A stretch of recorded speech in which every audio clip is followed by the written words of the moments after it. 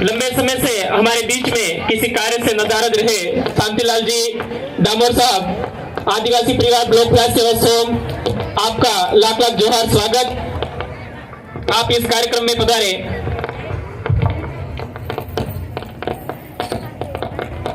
दूर दूर से पधारे हुए मुखी मुद्रीर वडील माता एवं बहने, साथ ही साथ नन्हे मुन्ने बालक बालिकाएं, सभी को मेरी ओर से तहे दिल से लाख लाख जोहार। दोस्तों, मेरे से पूर्व जितने भी वक्ता आए होंगे उन्होंने आपको आदिवासी परंपरा से संबंधित बहुत सारी अच्छी बातें बताई होगी और उन बातों को ग्रहण करना है और हमें अमल करना है। दोस्तों, विश्व आदिवासी दिवस क्यों मनाया जाता है? इसके पीछे रीजन ये है कि हमारे जो पूर्वजों की संस्कृति थी, हमारी बोली भाषा, हमारा रहन सहन और हमारा खान पान, ये बाकी समुदाय से सबसे अलग है। इसीलिए विश्व आदिवासी दिवस मनाया जाता है। मैं कम शब्दों में बताना चाहूंगा कि विश्व आदिवासी दिवस इसीलिए मनाते हैं कि खाने पीने की चीजों के बारे में मैं बताऊंगा कि हमारे पूर्वज पहले कुरी, कोदरा, माल और मकई के रोटी खाते थे, जिसके कारण हमारे पूर्वज काफी बलशाली हुआ करते थे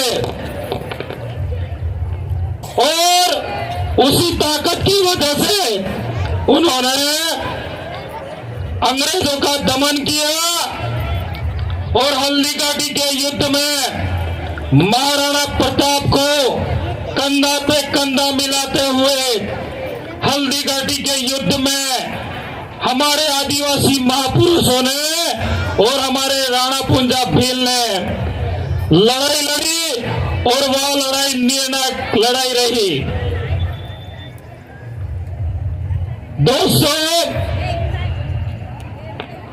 दूसरी बात बताऊंगा मैं कि हमारे पूर्वज धोती कुर्ता और हमारी माताएं लुगड़ा ओढ़ा करती थी। उसकी वजह से ही हमारी आदिवासियों की एक अलग पहचान है। अगर ये पहचान बनी रहेगी तो हमारा आरक्षण भी बचा रहेगा। अगर हमारी ये पहचान धीरे धीरे लुप्त हो गई तो हमारा आरक्षण भी खत्म हो सकता है। आपसे कभी न कभी केंद्र सरकार अगर जाति जनगणना अगर निकालती है या जाति जनगणना करवाती है तो आपसे पहले आपका रहन सहन, आपका खान पान ये पूछा जाएगा। तो दोस्तों, अपने अपने घरों में हमारे पूर्वजों ने जो आविष्कार किए थे, जो चीजें सबसे पहले वैज्ञानिक पद्धति आदिवासी लाया था, उन चीजों को भी हमें बचा के रखना होगा। हमारे पूर्वजों ने सबसे पहले होल्ला बनाया तो इन्होंने तगारे बनाया। हमारे पूर्वजों ने कासोट बनाई तो इन्होंने परत बनाई। हमारे पूर्वजों ने साठुआ बनाया तो इन लोगों ने चम्मच बनाई। हमारे पूर्वजों ने आग बनाई तो इन्होंने क्या बनाया? माचिस बनाया। तो इस धरती का पहला आविष्कारक, पहला वैज्ञानिक कौन हुआ? आदिवासी या अन्य समुदाय?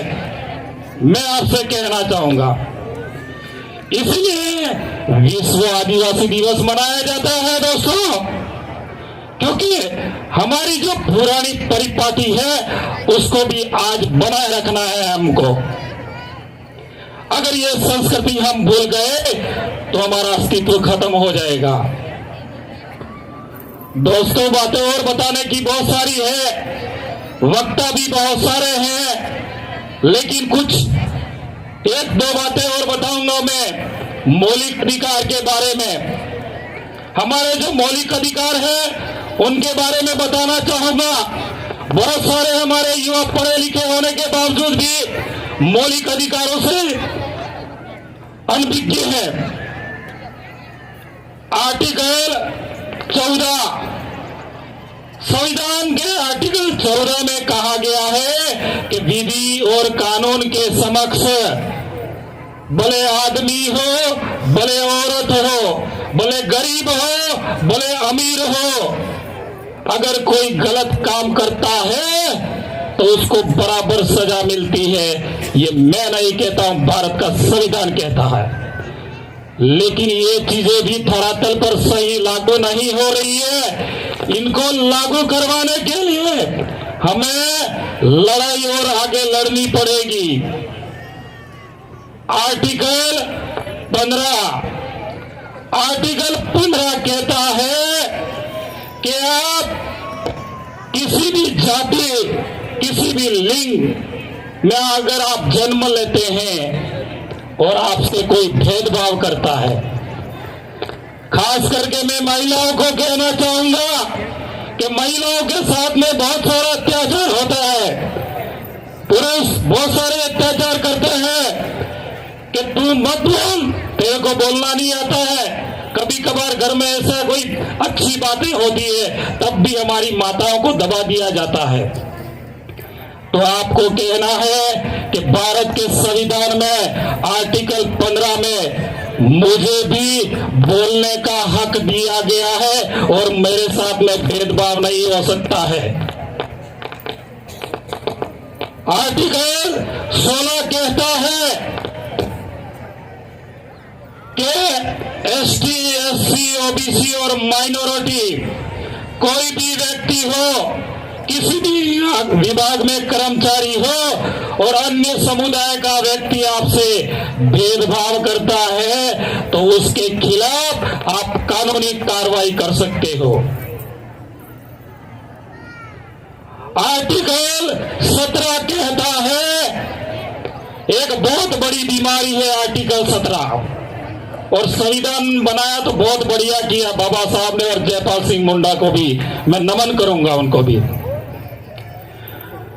आर्टिकल 17 में यह लिखा गया है दोस्तों कि आपके साथ में कोई छुआछूत की बात करता है, तू आदिवासी है, तू ढोली है, तू मेंगवाल है, तू हरिजन है, इस प्रकार से अगर आपको कोई गाली गलौज करता है तो साले को इसके खिलाफ कंप्लेन करो थाने में, क्योंकि ये अधिकार आपको संविधान ने दिए हैं और संविधान में जो अधिकार दिए हैं उनका हमें सही सदुपयोग करना होगा। आर्टिकल 18 वो विशेष करके हमारे लिए कोई खास नहीं है। 19 के बारे में मैं बताऊंगा कि आर्टिकल 19 जो मैं आपके सामने जो बोल रहा हूं, आर्टिकल 19 की वजह से बोल रहा हूं। जब रजवाड़ों का शासन हुआ करता था, जब अंग्रेजों का शासन हुआ करता था, हम लोगों को इस तरह से स्टेज पे बोलने का मौका नहीं दिया जाता था दोस्तों, और एक साथ में बैठने भी नहीं दिया जाता था और हमको बोलने भी नहीं दिया जाता था। आर्टिकल 19 में इतना बहुत बड़ा हमको अधिकार दिया है, भले देश का राष्ट्रपति हो, देश का प्रधानमंत्री हो, आपके साथ में कोई अत्याचार होता है तो उसके सामने आप अपनी खुल की बातें रख सकते हो। छोटा हो, बड़ा हो, बालक हो या महिला हो, कोई भी।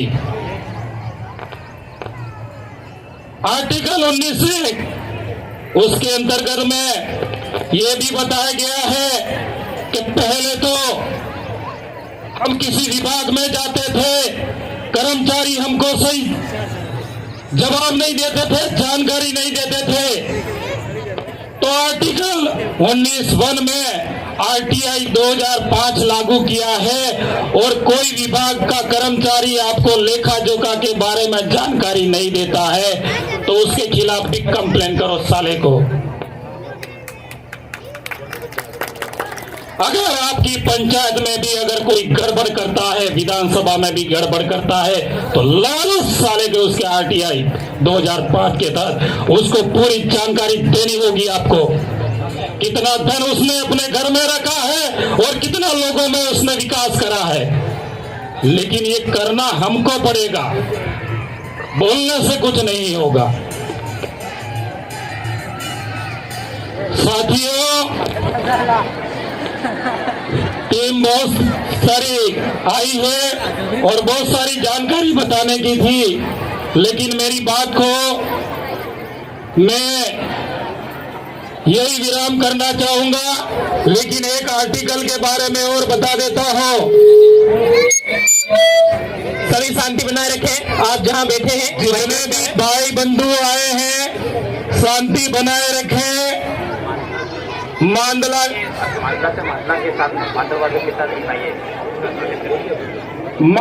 से मांदल के साथ में जो टीम आई है उनके लिए हार्दिक अभिनंदन और स्वागत। आप शांतिपूर्वक अपनी यथा स्थान पर बैठे।